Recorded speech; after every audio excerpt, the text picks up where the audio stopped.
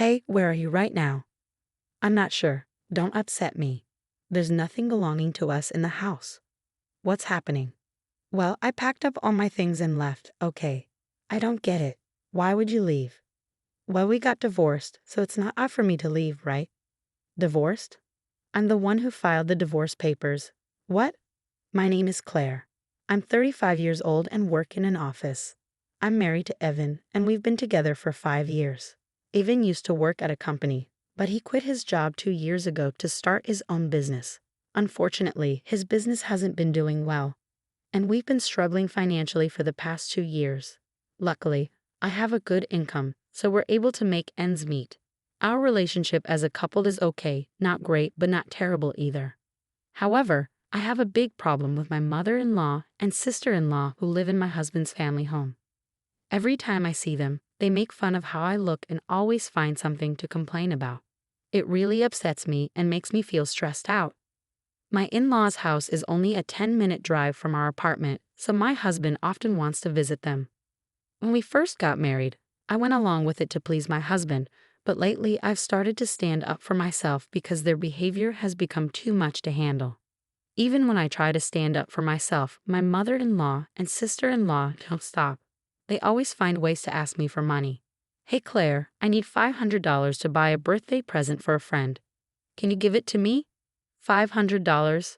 What are you buying? I'm planning to gift a trip, and I'll be going too. No, that sounds odd. It's like I'm footing the bill, and I can't afford to give $500. You're so tight-fisted, Claire. Are you a miser? Even though Evan supports you. Excuse me? I'm the one supporting him.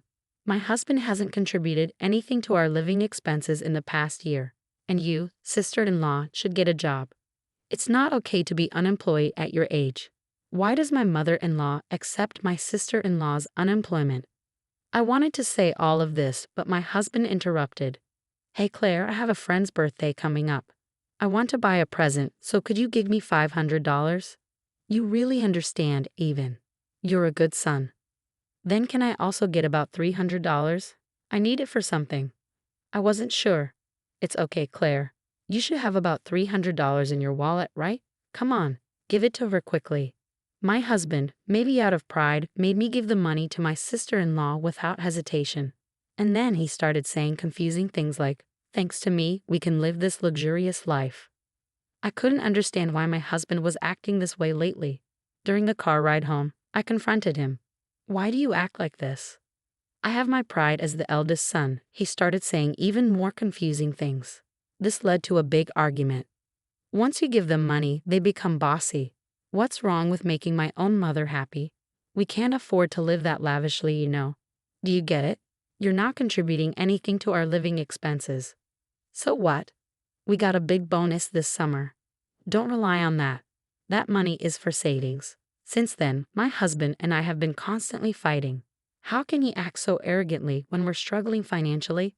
Why does he always have to be in a position of power over me? His flaws are becoming more and more apparent. I realized I didn't have to put up with things I didn't like just for him. So when he recently said, "We're going to my mom's," I responded, "You go by yourself." My husband tried to argue, saying, "What do you mean? It's normal for the wife to come too." But when I pointed out, "So you're abnormal because you don't come when we go to my parents' house," he got annoyed and said, "Do whatever you want," then went to his parents' house alone. A weekend without my mother-in-law and sister-in-law was such a relief. It felt so comfortable and nice. With some free time to myself, I focused on working towards my dream, and that dream is to buy my own home. I spent time researching online and ordering brochures. My dreams and aspirations were growing, and just thinking about my new house made me excited. As I looked at different furniture options online, I imagined carefully arranging them in my future home.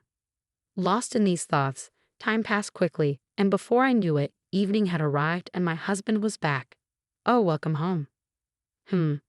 Oh, is he still upset? How childish. He should act more mature as a grown man. I wasn't trying to cater to my husband, so I continued making dinner without speaking to him. Then out of nowhere, my husband spoke up. "You've been quite bold lately, huh? Standing up to me and saying you don't want to see my mother and the others." Defying, we're equals in this relationship. Besides, your mother and the others always criticize me, so I don't want to visit your parents' house anymore. That's what I mean by being bold. Normally, wives are expected to obey their husbands. If you say I can't do that, you're talking about divorce, right?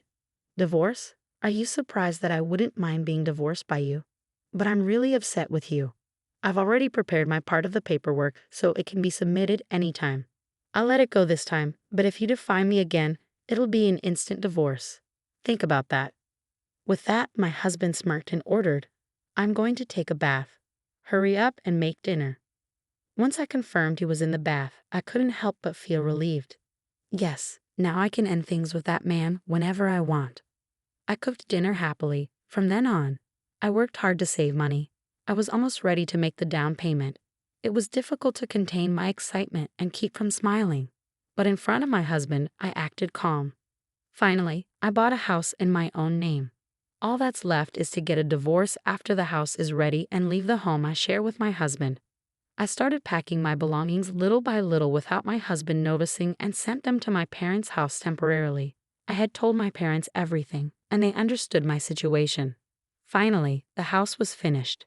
When my husband went to his parents' house as usual on the weekend, I moved all my things to my new home. The new house is very comfortable, and both the inside and outside are just as I imagined.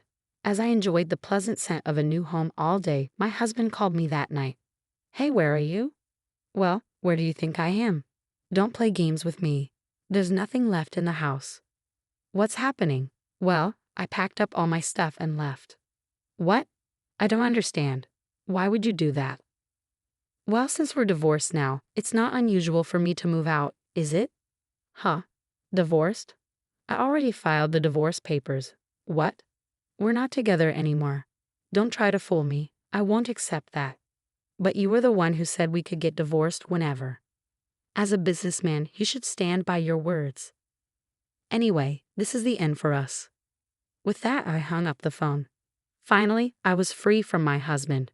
That night, I slept peacefully. Living in my new home was so comfortable, and every morning I woke up feeling refreshed. Today, I decided to invite my parents over to my new home for the first time. As I was cooking alone in the kitchen, my parents arrived with a bottle of celebratory sake. They were both surprised and impressed by my new home, and then the three of us raised our glasses for a toast. Even though it was a bit early, we started celebrating. Suddenly, the doorbell rang. Huh? Who could it be at this hour? When I checked the intercom, I saw my ex-husband, ex-mother-in-law, and ex-sister-in-law standing there. Why are you here? From now on, my parents and I will be living here. My father is in the hospital right now, but when he's discharged, he'll also be living here. Please leave immediately. No way, that's absurd. Why should I do that? Please leave my property right now. Then my ex-mother-in-law stepped forward. You cheeky girl, listen. What's yours is mine. If you understand, open the door. What are you talking about? I'm single now. Huh? Didn't your son tell you? We've already filed for divorce. We're strangers now. Upon hearing this, my ex-mother-in-law and ex-sister-in-law looked at my ex-husband. He seemed to be explaining something to them, although I couldn't see clearly on the intercom screen. He was probably saying something like, I don't accept this. I told them, anyway, you can't enter this house. Please leave, and hung up the intercom.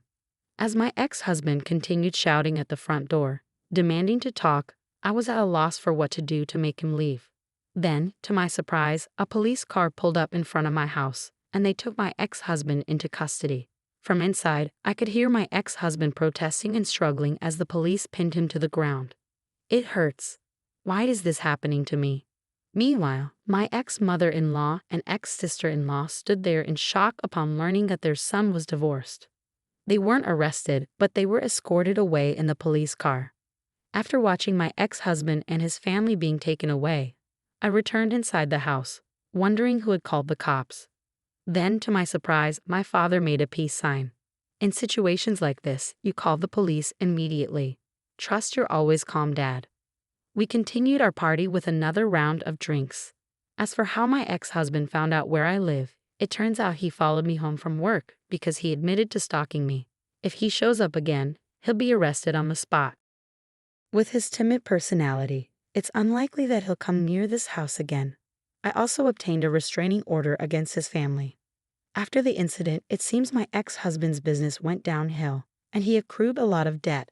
With the divorce, the financial support he and his family were relying on from me was cut off. Additionally, with his father in the hospital, they had no source of income, so they had to sell their house. It's a case of reaping what they sowed. On the other hand, I invited my parents to live with me in my new home. They're very happy, calling me incredibly filial, and they're enjoying life in our new home. I want to continue cherishing my parents and live happily as a close-knit family. With his timid personality, it's unlikely that he'll come near this house again. I also obtained a restraining order against his family. After the incident, it seems my ex-husband's business went downhill, and he accrued a lot of debt. With the divorce, the financial support he and his family were relying on from me was cut off. Additionally, with his father in the hospital, they had no source of income, so they had to sell their house. It's a case of reaping what they sowed. On the other hand, I invited my parents to live with me in my new home. They're very happy, calling me incredibly filial, and they're enjoying life in our new home. I want to continue cherishing my parents and live happily as a close-knit family.